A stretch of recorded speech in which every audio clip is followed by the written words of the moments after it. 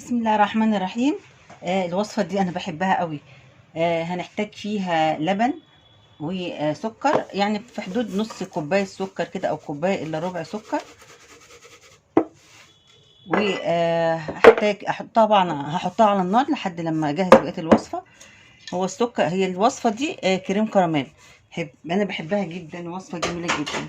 حطيتها على النار الكراميل، وهحتاج بيض من 5 ل4 بيضات لو البيض صغير، ومعلقة لبن بودرة لو انت عايزة، يعني ده لتعزيز الطعم مش اجباري. وهنحتاج ايه تاني؟ وفانيليا بس. هاخد بقى البيض كده واضرب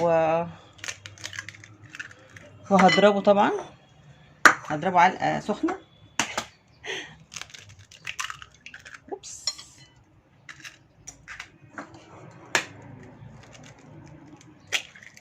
هي في ناس بقى بتحط البيض هنا كده وتروح عاملاه كده عشان ما يقعش. مش عارفه، انا خايفه اعملها عشان ما جربتهاش قبل كده، فمش عايزه اعملها. هحط طبعا البيض هنا 5 بيضات. انا حطيت 5 بيضات عشان البيض وسط. لو البيض كبير يبقى 4 كفايه. هيتضربوا كويس قوي قوي قوي كده. طبعا هحط الفانيليا. هي راحت فين الفانيليا؟ لازم تحطي فانيليا كويس عشان البيض، واللبن يكون دافي. اول ما الكراميل يتعمل، يعني السكر يدوب يتعمل كراميل، هسيبه يبرد شويه واحط عليه الخلطه دي. بس انا طبعا مش هحط اللبن دلوقتي، انا ضربت كده البيض قصادكم اهو، وهحط اللبن لما الكراميل يبرد، يتعمل يعني السكر يتكرمل ويبرد. كراميل اهو على النار. انا طفيت عليه في المرحله دي علشان السخونيه هتخليه كمان يغمق اكتر، فما تخلوش يغمق اكتر من كده علشان ما يتمررش معاكي. والكراميل برد، وهحط طبعا بقى الفانيليا عشان ما ننساش الفانيليا اهي. هحط حوالي كيس ونص كده، وهقلبها عشان الفانيليا برضو ما تمررش مع البيض.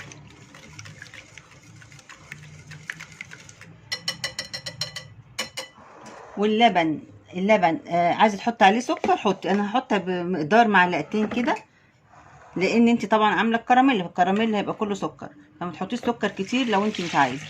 هحط بقى اللبن الدافي هنا كده مع السكر، مع كوبايه، مع المعلقتين اللبن البودره، وهقلب لحد ما السكر يدوب. المعلقتين السكر اللي انا حطاهم يدوبوا. لو انت مش عايزه تحطيهم ما تحطهمش. وهحط البيض حبه حبه كده، وهقلب كويس.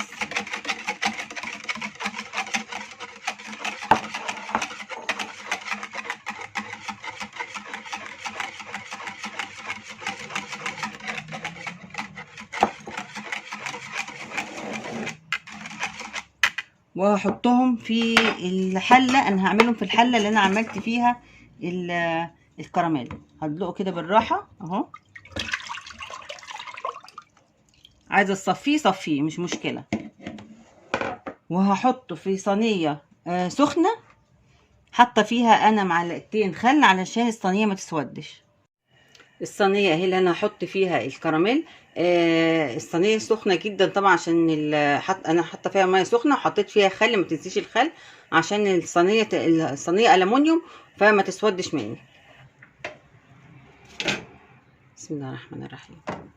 اهو كده حطيت الحله او الحاجه اللي انا عامله فيها كريم كراميل، هحطها جوه الصينيه وهدخلها على الفرن. هتاخد حوالي ساعه، من ساعه الا ربع لساعه، او ساعه وربع كمان حسب ما الفرن بتاعك. بس وطي عليها، ما توطيش قوي، يعني خليها على درجه حراره متوسطه وسيبيها لحد لما تستوي. والكراميل اهو برد خالص اهو. كان عليه طبقه اللي هي طبعا ملسوعه شويه، انا شلتها حتى معلمه اهي. دي طبيعي ان هي لازم تتلسع. بعدين بقى انا قبل ما اخرجها من الفرن جربتها، اختبرتها بخله. وهعملها كده، هسلكها كده من الجناب عشان خاطر اقدر ان انا انزلها في الطبق. وهعملها كده. بسم الله الرحمن الرحيم.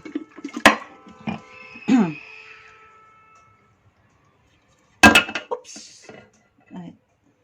اوبا. شفت ايدي عملت فيها ايه؟ اهي بقت كريم كراميل اهو ملخبطه اهو، شفتوا ايدي اتحركت فيها وانا بعملها. يلا معلش الحمد لله. المهم عرفت الطريقه، هي دي بقى الطريقه. بس ما تعملوش العمله اللي انا عملتها دلوقتي دي. يلا اعملوها بألف هنا وشفا ليكم لما تعملوها. شكرا.